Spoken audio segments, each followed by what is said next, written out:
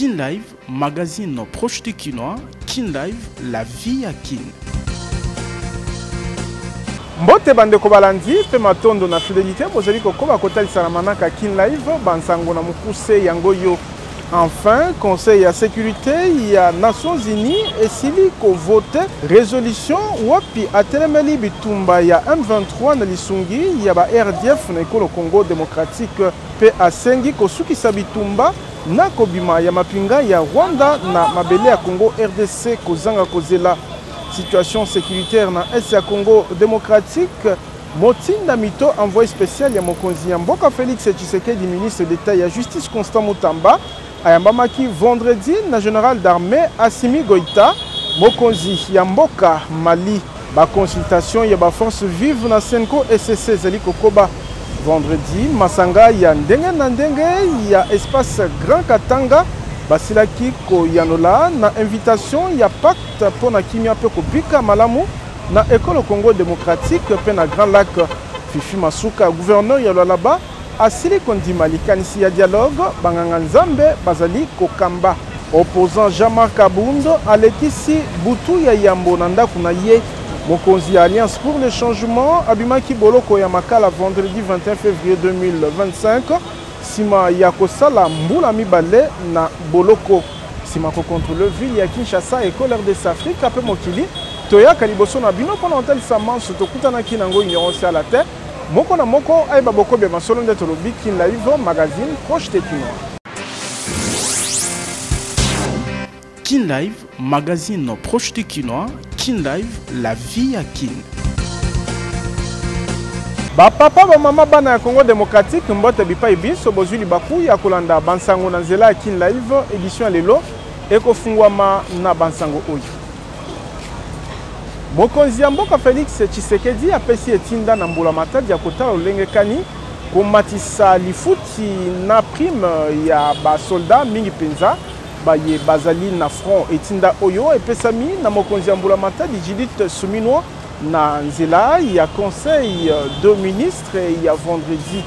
Ekolo Congo démocratique ezali kobika eloko ya pasi kolandisama na agression ya Rwanda pe basungi na ye ba M23 AFC.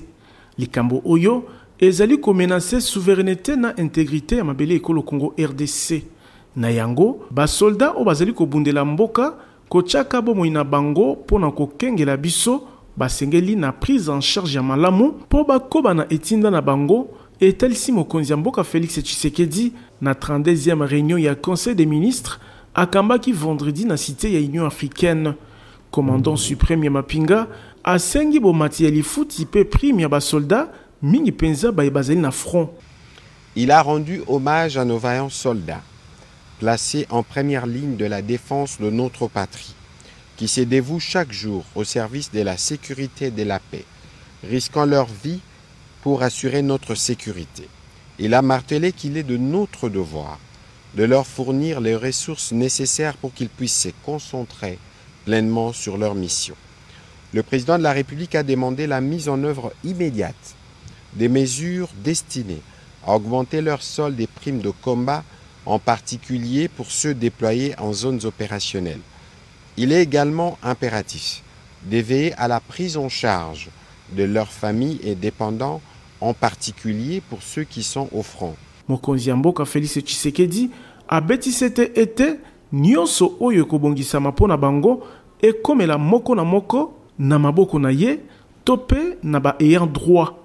Mbula matadi abengami ya kopesa statut particulier na bana pe basi ya basoldat ndakisa na likambo etali bokolongono ya nzoto kelasi pe bongo na bongo tolobi ti bokoyoka. Situation sécuritaire dans l'Est-École Congo démocratique, Motinda Mito, envoyé spécial ya mokonzi ya mboka Félix Tshisekedi Tshilombo, ministre d'État ya justice Constant Mutamba, ayambamaki vendredi na général d'armée Assimi Goïta, mokonzi ya mboka Mali. Mbula matadi ekolo Congo démocratique ezali kosala manso na nzela ya ba front militaire, diplomatique, judiciaire, médiatique pe bongo na bongo pona koluka kobimisa mboka RDC oyo ekangami na kokoso ya bitumba Rwanda ezali kobundisa ye na nzela ya ba M23 AFC. Na lolenge oyo mokonzi ya mboka Mali général d'armée Assimi Goïta ayambaki vendredi 21 février 2025 momemi message ya mokonzi ya mboka Félix Tshisekedi Tshilombo. Maître Constant Mutamba Tungunga, ministre d'État ya justice pe garde des Sceaux ya Congo démocratique, azalaki na bokutani oyo na Christophe Muzungu, ambassadeur ya Congo démocratique na Mali, oabika Canada Dakar, pe Talubulusi Chisosibo wa Godfrey, conseiller. Bakumbamaki pene ya mokonzi ya mboka Assimi Goïta, na ministre misala libanda pe coopération internationale ya Mali, Abdoulaye Diop. Atako balobeli na molaite, maesimba ki bokutani oyo, motinda mito envoyé spécial ya président Félix Tshisekedi, atalisi ete, ezali na cadre ya situation sécuritaire na Est Congo Congo démocratique. Atako Mali ezwami mosika penza na Congo démocratique, kasi boyoka ezali malamu, kasi na bikolo nyonso mibale, o esimbami na balien historique, culturel, pe politique. Tolobi, Tiboko Yoka. Nalobaki yango na ebandeli enfin Conseil ya sécurité ya Nations Unies asili ko voter résolution wapi atelemeli bitumba M23 ezali ko sala na mabele ekolo Congo démocratique na lisungi ya mapinga ya Rwanda pe asengi kosukisa bitumba na kobima ya mapinga ya Rwanda na mabele ekolo Congo démocratique. Diplomatie mbulamata de ekolo Congo démocratique ezali ko sala ekomi kopesa bambuma nango. Vendredi 21 février, ba membre nyonso ya Conseil ya sécurité ya ONU baebaki na kozwa mokano to ko voter résolution ya kotelemela na makasi nyonso bitumba ba M23 bazali kosala na RDC pe bokobi na bango na etuka ya Nord pe Sud Kivu na lisungi ya mapinga ya Rwanda.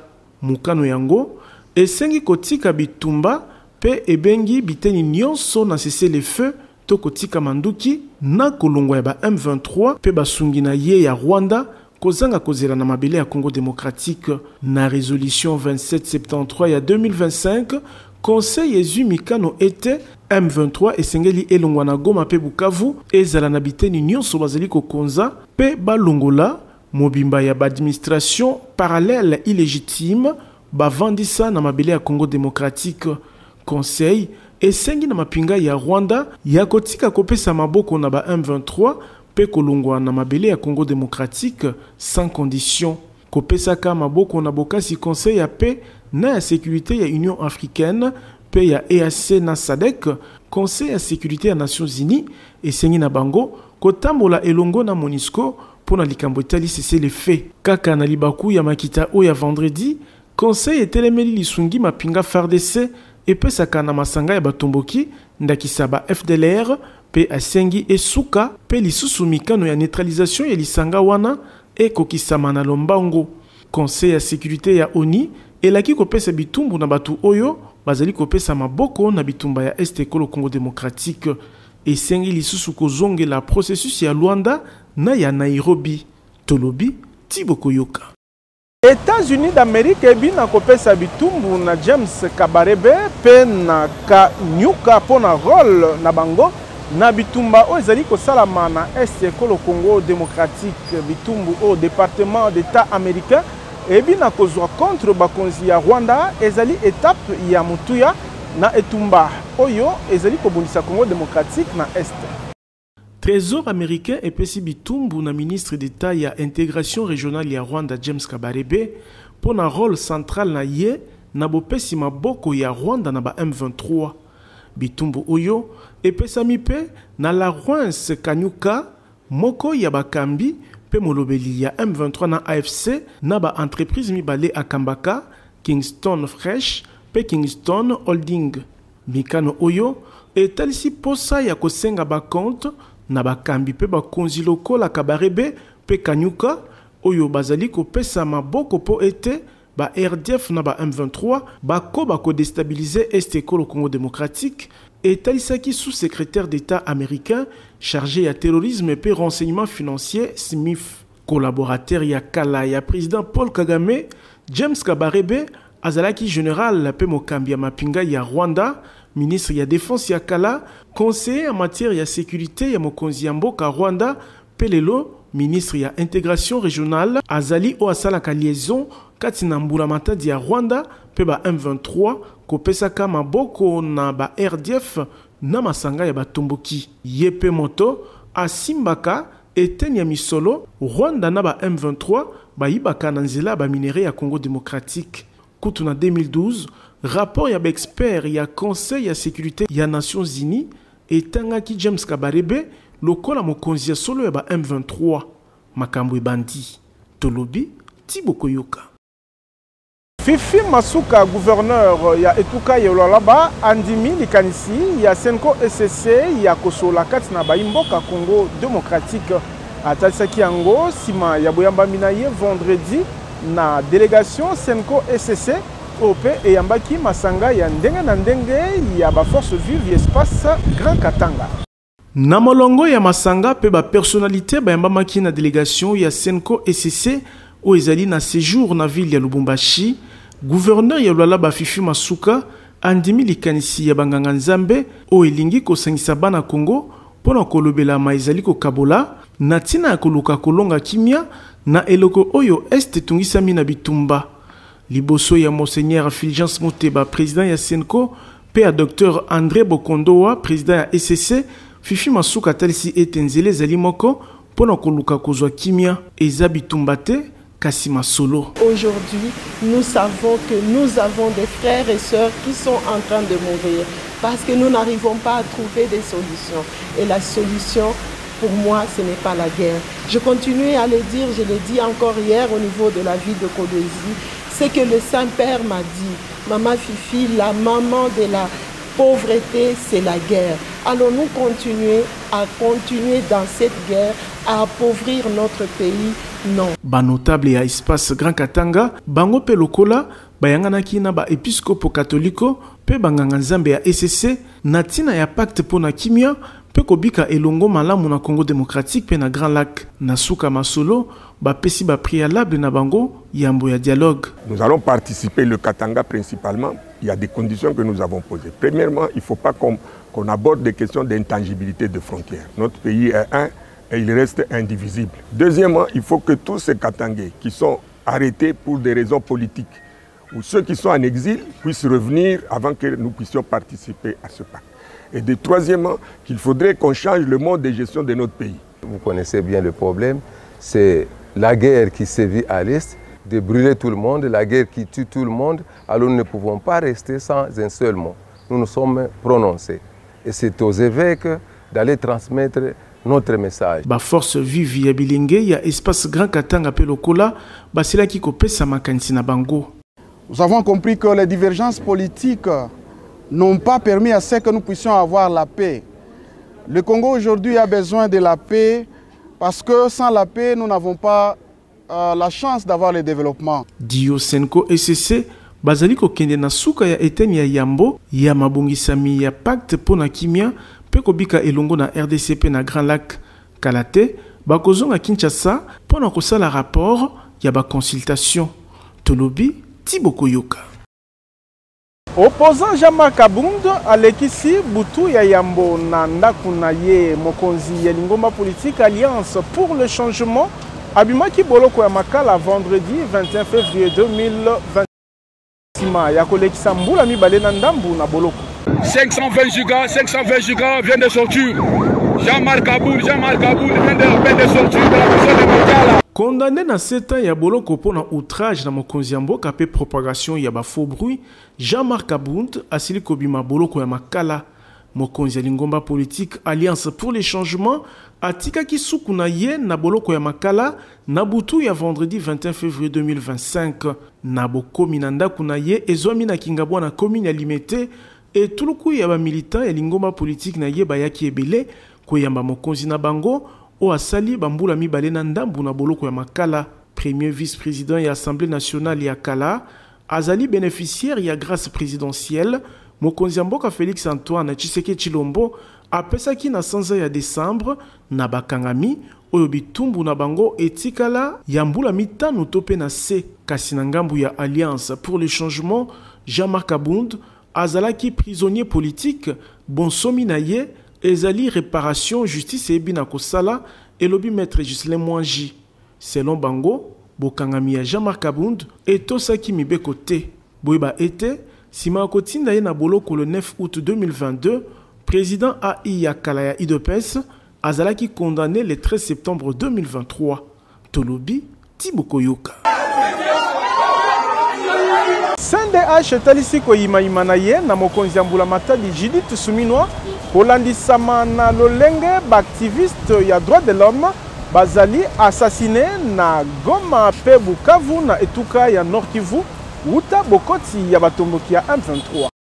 Uta occupation ya Nord Kivu pe Sud Kivu na mapinga ya Rwanda pe basungi na bango M23 AFC ba massacre ya ba population civile pe ya ba défenseur ya droit de l'homme ezali ko salama mingi na bituka o mibale ya Est Ekolo Congo démocratique kotala makama ya somo ezali ko salama mokonzi ya mbula matadi Judith Suminwa Tuluka ayambaki na ndako na ya mosala Paul Nsapu président ya CNDH liboso ya mokonzi ya mbula matadi numéro 1 ya institution ya appui na démocratie atalisaki molongo ya makama to ba violation ya droit de l'homme mapinga ya Rwanda pe ba M23 AFC bazali ko sala. Nous déplorons plusieurs défenseurs de droits, la mort, le décès, si vous voulez, l'assassinat, les exécutions extrajudiciaires, surtout sommaires, au sein des défenseurs des droits de l'homme, au sein des membres de la société civile.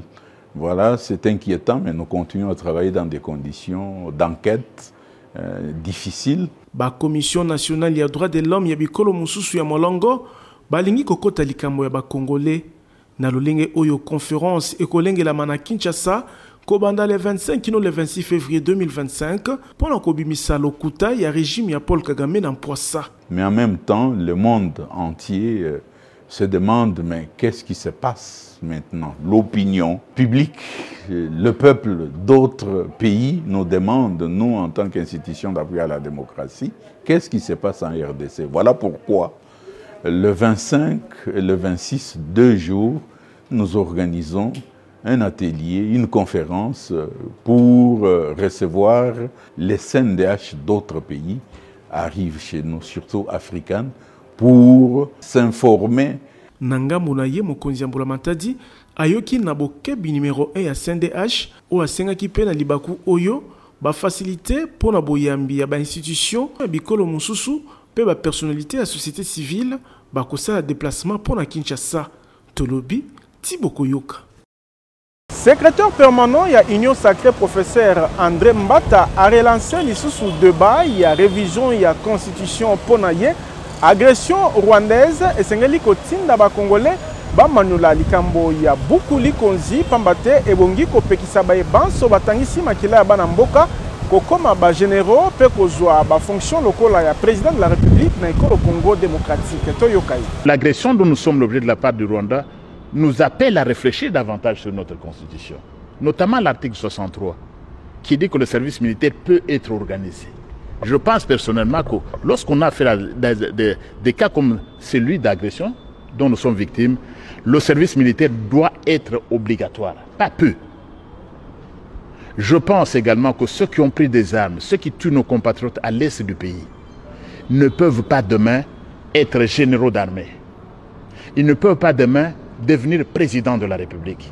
Et pour les en empêcher, en réfléchissant sur la Constitution, je crois que nous aurons besoin de dispositions, par exemple, qui interdisent que ce type de personnes qui ont trahi la nation puissent, d'un jour au lendemain, devenir les dirigeants du même pays dont ils ont tué le peuple.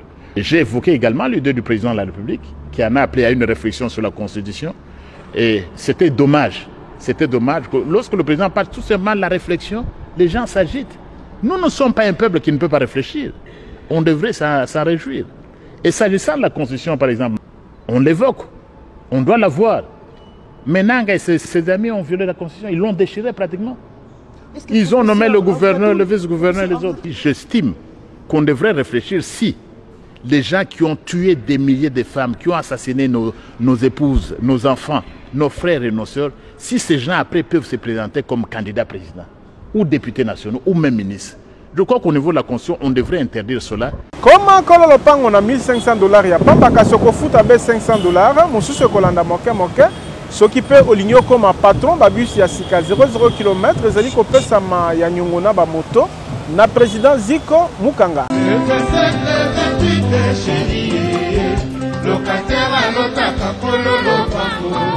Soki olingi otika kolotaka kololo pango na suka ya sanza pe kolongwa na vie ya kilocataire na Kinshasa, président Ziko Mukanga Makila Lumumba acheli bisomi bange na ba concession Mukanga 1 na commune ya Ntele pe Mukanga 2 na commune ya Maluku po okoma kololo pango.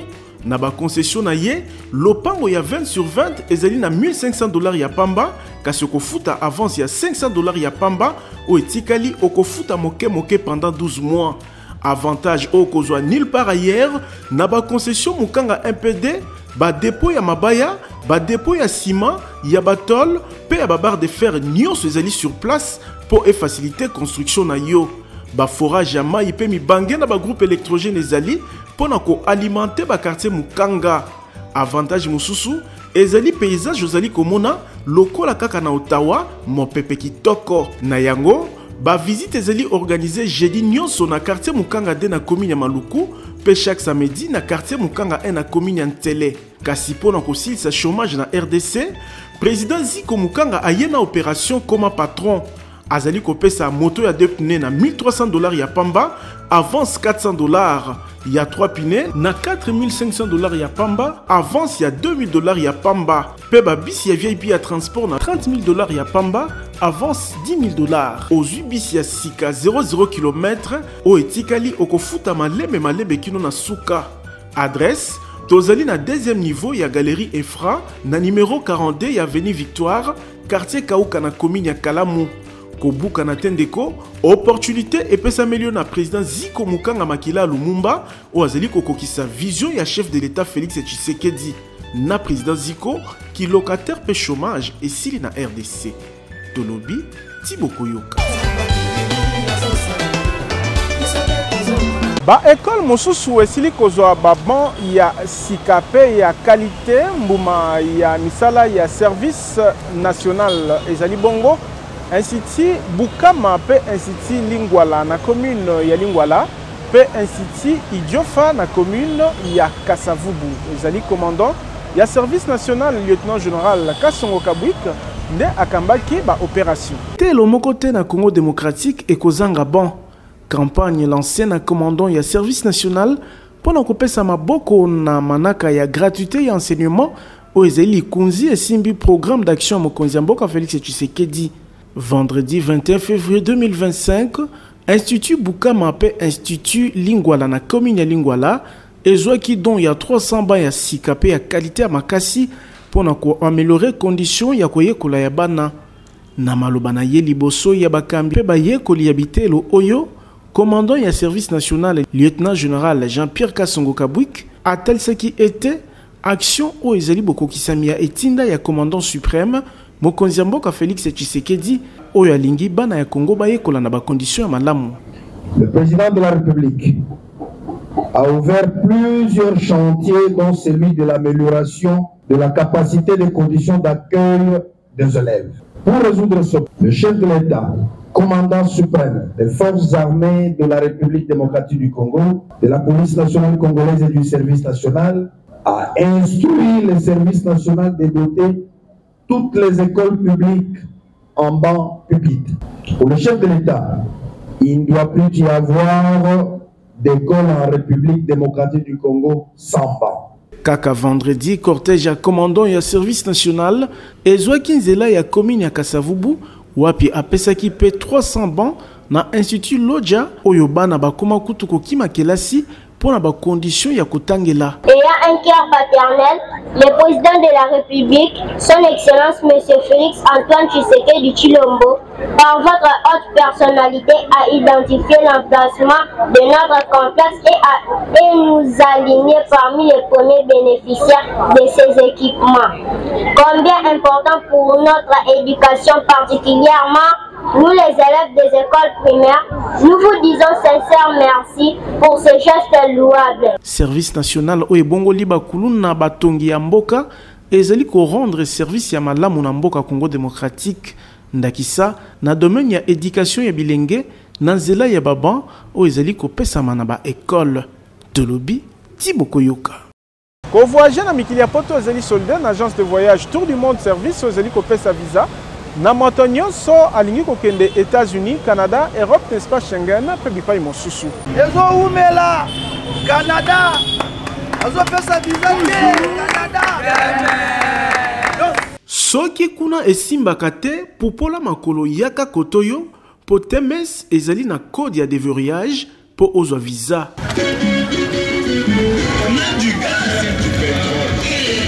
Moto a découragé otendeko projet na yo ya kokende Canada, États-Unis, Europe pe bipai na bipai ezali toujours possible et réussir soki osali confiance na Tour du Monde Service, agence certifiée ou ezali spécialisé na ba démarche ya visa pe prise en charge ya moto nyonso alingi ko voyager. Quand on connaît, on connaît. Et quand on ne connaît pas, on apprend.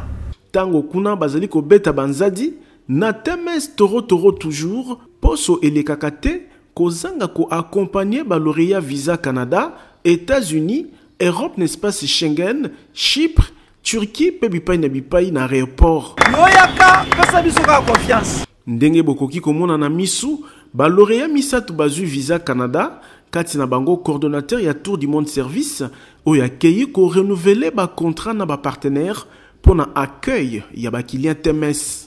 Sima ya kozwa ba passeport na visa Canada, direction aéroport international ya Njili. TMS likolo, TMS.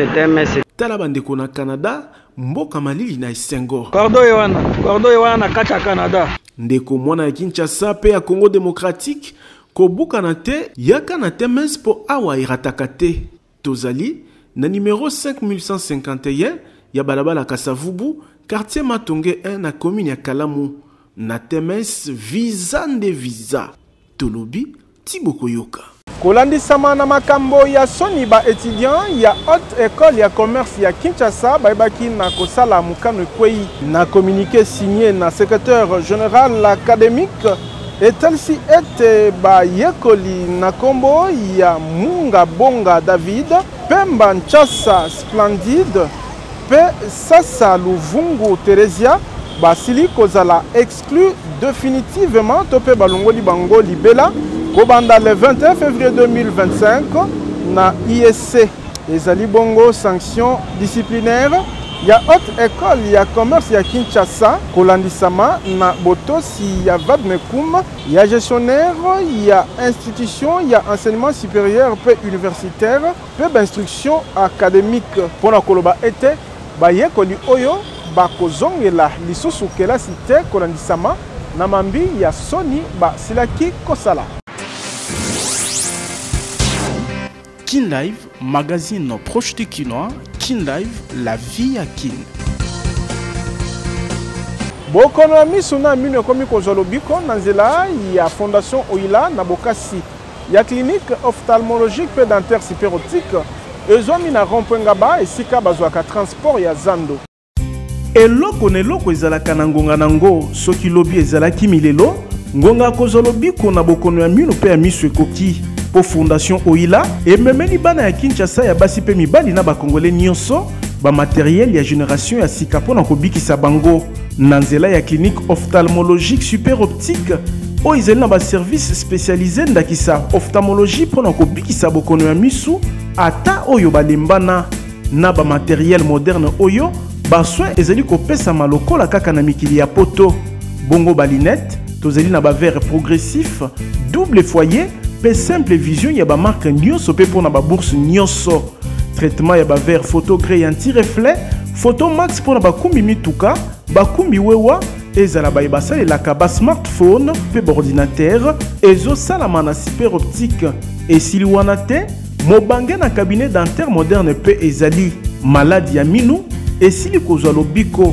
na ba équipement ndakisa fauteuil moderne oyo ovandi netomati na cheval pasi bosana lobiko ezali koya chirurgie dentaire ya ba sorte nyonso ezali kosalama minu ekatana osekaka lisusu te awa minu ezali kozonga mobimba pamba te ba prothèse ya ba forme nyonso ezali kosalama soki minu ekoma sali te super optique ezali kosukola pe blanchisserie dentaire ezali minu ezonga kongala lokola mapata radiologie dentaire pe ezali nyonso na prix ya bana mboka adresse tozali na rond-point Ngaba en face ya station Kobil esika bazwaka transport ya Zando. Maladi na yo ezwi lobiko tolobi Tiboko Yoka. Kin Live, magazine proche du Kinois. Kin Live, la vie à Kin. Magazine Kin Live suki awa tozalaki na sengo ko présenter bino yango na kombo ya équipe technique et rédactionnelle totondi bino botondi si ma caméra ezalaki Fabrice Ebengo. Kin Live, magazine proche du Kinois. Kin Live, la vie à Kin.